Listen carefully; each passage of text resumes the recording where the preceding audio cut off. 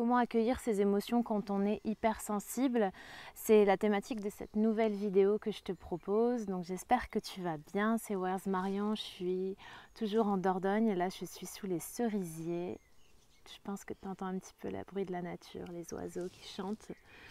Et aujourd'hui, je voulais te parler de gestion émotionnelle et notamment du coup comment accueillir ses émotions quand on est hypersensible, parce que je pense que c'est un grand sujet et une grande source de difficultés chez la plupart des hypersensibles. En préparant cette vidéo, j'ai soulevé 3 points qui selon moi sont des excellents leviers pour pouvoir accueillir au mieux ses émotions. Alors déjà, pour commencer, en guise d'intro, on parle beaucoup de gestion des émotions, la gestion émotionnelle. Moi-même, j'en ai beaucoup parlé et le terme va peut-être encore sortir de ma bouche à certains moments, mais j'évite maintenant d'utiliser le terme de gestion émotionnelle parce que ça donne l'impression que c'est quelque chose à gérer, à calibrer, à minimiser, alors qu'en fait, je ne pense pas que quand on est hypersensible, on doit gérer ses émotions. Je pense qu'au contraire, l'enjeu, c'est de savoir les accueillir au mieux, de se laisser traverser au mieux par ses émotions pour pouvoir ensuite rebondir derrière et ne pas rester bloqué dans des émotions de souffrance. Les hypersensibles ressentent beaucoup d'émotions avec une intensité plus forte que la moyenne et on est également des personnes avec beaucoup d'imagination, donc une grande créativité. Donc toute cette créativité, cette émotionnelle, cette imagination, c'est un atout, mais ça peut aussi être un contre-atout lorsqu'il s'agit d'émotions négatives comme la peur, la colère, la souffrance, la culpabilité. Quand on est dans toutes ces émotions-là, ça peut vraiment être parfois très très compliqué de se relever de ces émotions négatives. Et ce qui se passe bien souvent, c'est qu'on va être comme une cocotte minute. À un moment, ça va déborder. On dit souvent que tout ce qui ne s'exprime pas s'imprime et ça peut aussi ressurgir dans ton corps sous la forme de maladie. Et c'est pour ça que c'est vraiment un sujet super important. J'en ai parlé dans l'interview que j'ai faite avec Stéphane et j'avais vraiment envie de faire une vidéo plus creusée sur ce sujet-là. La première des clés selon moi pour accueillir ces émotions, ça va être de te reconnecter à ton corps. Donc la reconnexion à son corps, c'est vraiment une clé essentielle selon moi. Bien souvent, quand on est hypersensible, on va développer ce qu'on appelle un faux self, un masque en public. Ça peut être le cas notamment dans le monde du travail. Moi, je pense que c'est pas une mauvaise chose d'avoir un faux self. Ce qui est plus embêtant, c'est quand en fait on porte aussi un masque dans notre intériorité et qu'on laisse pas toute la place à notre émotionnel quand on est avec nous-mêmes en fait. Je pense qu'il est important de ne pas se mettre un filtre en interne et d'être toujours à l'écoute de ses ressentis corporels. Une émotion, avant d'être intellectualisée, c'est avant tout une affaire de sensation, une affaire de ressenti. Et pour moi, la meilleure des choses pour être plus à l'écoute de ses ressentis corporels, ça va être par exemple, il y a plusieurs choses, mais la méditation, et notamment la pratique d'un scan corporel, d'un body scan, donc vraiment porter une attention sur toutes les parties de son corps, une par une, et ne pas intellectualiser ce qu'on ressent. Juste, c'est un peu compliqué à expliquer justement parce que je vais partir dans l'intellectualisation, mais juste dire je ressens une petite tension, par exemple là quand je vous parle, je ressens une tension dans le bas du dos. Ok, c'est ok, je la ressens et voilà, je la laisse. Il faut que je la laisse s'exprimer, il faut que je lui laisse sa place. Pour se reconnecter à son corps, il y a beaucoup d'autres choses en plus de la méditation. Ça peut être notamment des séries de respiration, de pranayama, la cohérence cardiaque, le yoga, le sport, la danse, vraiment des pratiques corporelles en fait. Je pense que c'est super important d'avoir à la fois une pratique méditative mais aussi une pratique de mouvement quotidienne en tout cas quand on est hypersensible et notamment quand on traverse des phases compliquées au niveau émotionnel. Personnellement, moi je fais du sport presque tous les jours et je médite presque tous les jours aussi en ce moment et ça m'aide beaucoup. Alors après, je ne suis pas du tout en train de vous dire qu'il faut faire du sport et de la méditation tous les jours. Je pense que c'est question d'équilibre, il faut que ce soit compatible avec votre rythme de vie. Après, c'est aussi des choix, on fait en sorte que son mode de vie devienne compatible avec ses pratiques. Voilà, en tout cas, moi, je vous partage de mon point de vue mon expérience avec ça, avec ces pratiques corporelles. Et je peux vous dire que ça m'aide vraiment. Je le vois dans mon corps, je le ressens vraiment pleinement. Et ça m'aide à mieux accueillir en tout cas les émotions. La deuxième clé pour être dans un meilleur accueil de son émotionnel, ça va être d'être dans le présent au maximum. Donc je pense bien évidemment à Eckhart Tolle et le pouvoir du moment présent. Alors ce livre-là, je l'ai lu une seule fois. Il faudrait d'ailleurs que je le relise parce qu'on peut avoir beaucoup. Il est assez complexe et on peut avoir différents niveaux de lecture. Et comme je l'ai lu il y a déjà 2 ans, je pense que maintenant j'aurai un autre regard sur le livre. Alors, être dans le moment présent, je pense que vous comprenez ce que ça signifie. Après, entre comprendre et l'appliquer, c'est pas toujours évident. Mais ce qui se passe bien souvent quand on ressent des émotions négatives, c'est qu'on est soit trop dans le passé ou soit trop dans le futur.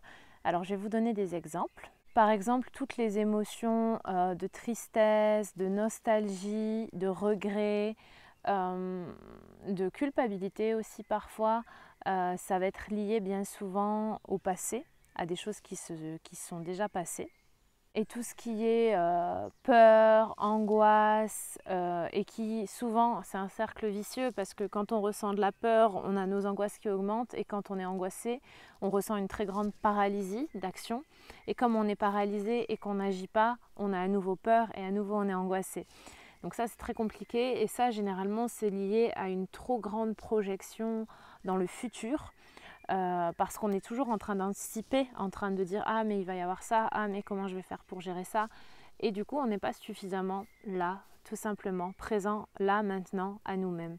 Moi, ce que j'essaye de faire, c'est d'observer mon mental, qui est toujours en train de ruminer, et de ne pas être dans le jugement. Juste, j'observe, je me dis ah tiens, là, je suis en train de penser au futur, je suis en train de stresser pour ça, alors qu'en réalité, ça ne va rien changer à ma vie que je stresse aujourd'hui pour ça. C'est vraiment un cheminement, tu ne vas pas réussir du jour au lendemain comme ça à reprogrammer les choses.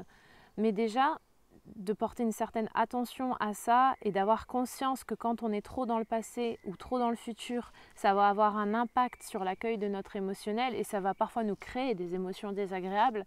Je dirais que c'est déjà un grand pas vers une vie plus sereine et où l'émotionnel n'est pas une source permanente de souffrance. Et enfin, la troisième clé, ça va être d'être dans l'action. Parce que quand on est dans l'action, on laisse peu de place finalement aux émotions négatives, on ne leur laisse pas le temps de s'installer. C'est vraiment être dans le concret, aller de l'avant. Et ça, je dirais que c'est un levier extrêmement puissant. Alors c'est pas du tout évident parce que quand on est bloqué dans des émotions négatives et qu'on nous dit d'aller de l'avant, ça paraît parfois impossible.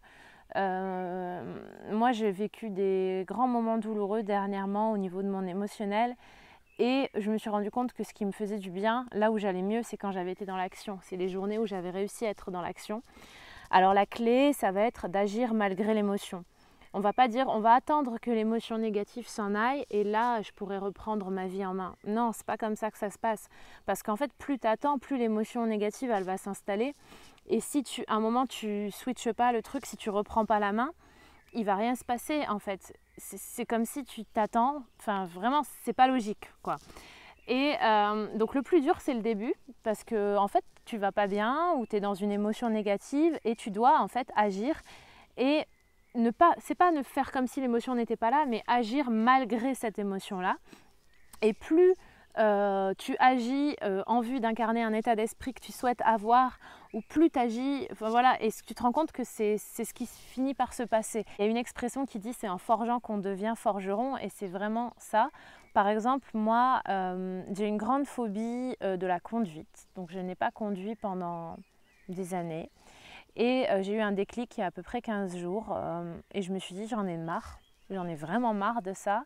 Je veux conduire parce que ça nuit à mon épanouissement, ça nuit à mon indépendance, ça nuit à mon autonomie et ça me fait chier, voilà, vraiment je le dis.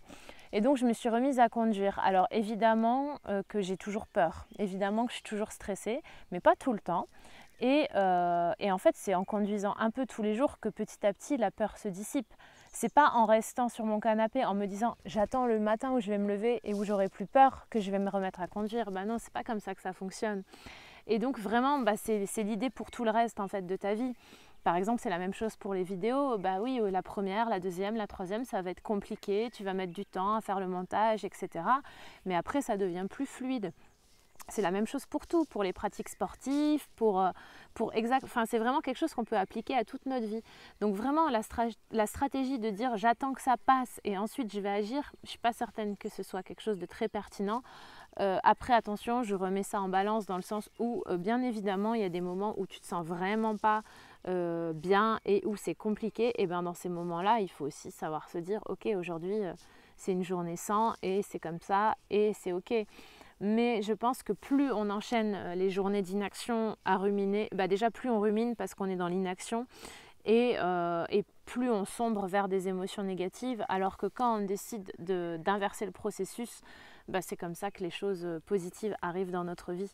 Et pour compléter ce point, je dirais que c'est aussi important de souligner ses progrès au quotidien. Je te rappelle par exemple qu'un bébé, quand il naît, il ne sait pas marcher, il met entre 1 et 2 ans pour apprendre à marcher. Et bien c'est la même chose pour le reste dans la vie, c'est-à-dire que tu ne vas pas changer du tout au tout en 2 jours de temps. Donc je te dirais de faire preuve de tolérance vis-à-vis de toi, vis-à-vis de tes progrès et aussi de temps en temps de regarder le chemin parcouru. Ok, le chemin il n'est pas toujours linéaire, on n'est pas toujours dans une croissance comme ça, parfois on redescend un peu, on remonte, on redescend, on remonte. Et c'est ça aussi qui fait la richesse de la vie, parce que je pense que la vie c'est une succession de blessures et de guérisons. Évidemment, bah, c'est mieux quand on va dire la tendance générale est à la hausse au niveau émotionnel et au niveau de notre épanouissement et de notre bonheur. Et c'est pour ça que c'est important de se dire que c'est pas à pas, step by step, et que voilà, progressivement, on avance. Et l'essentiel, c'est de pas, en tout cas, de pas stagner et de pas d'être dans la négativité ou le recul. Tu listes les expériences que tu as réussies, tu réalises aussi l'étendue de ton potentiel et l'étendue de tes capacités. Et bien souvent, on minimise toutes les capacités qu'on peut avoir. Par exemple, bah ouais, quand tu vis des moments difficiles, avec le recul, quand tu as réussi à surmonter ça, tu te dis ouais, je pensais pas par exemple avoir la force de réussir à faire ça. Ou moi, si tu m'avais dit il y a 1 mois, quand on était encore confiné, que j'allais me remettre à conduire et que ça allait aller et que j'allais pas avoir plus de crise d'angoisse que ça au volant, je l'aurais pas cru par exemple, j'aurais dit non, c'est pas possible et tout. Il y a 1 mois, je savais même pas que j'allais être ici sous les cerisiers à te faire des vidéos. Donc voilà, tout ça pour dire que aussi la vie est changement, la vie est impermanence et du coup ça tu peux aussi te le dire quand tu as des émotions négatives. Moi c'est ce que je me dis souvent, c'est que rien ne dure et que les nuages vont se dissiper, que les émotions positives vont revenir. Mais pour ça, il faut savoir aussi justement accueillir l'émotion négative quand elle se présente à toi et pas mettre des œillères et pas la nier et pas voilà. Enfin, en tout cas, moi, c'est vraiment les conseils que je voulais te donner. Du coup, je te récapitule ça rapidement. Selon moi, les 3 conseils pour accueillir au mieux tes émotions quand tu es hypersensible, ça va être le premier conseil, une reconnexion à ton corps. Le deuxième conseil, être dans le présent. Et le troisième conseil, être dans l'action. Voilà pour cette vidéo aujourd'hui, j'espère que ça t'a plu. N'hésite pas à me mettre en commentaire si toi aussi tu as des conseils ou comment tu fais toi pour gérer tes émotions, notamment les émotions plus négatives, si tu as des conseils à partager. Si ce contenu te plaît, abonne-toi à la chaîne. Tu retrouves en description un lien pour t'abonner à ma liste d'emails privés où je te partage du contenu et pour être au courant dès que je sors une vidéo, tu reçois un email et être au courant de mes formations, des formations que je vais lancer, des voyages que je vais organiser. J'espère que tu vas bien. Écoute, moi je vais très très bien.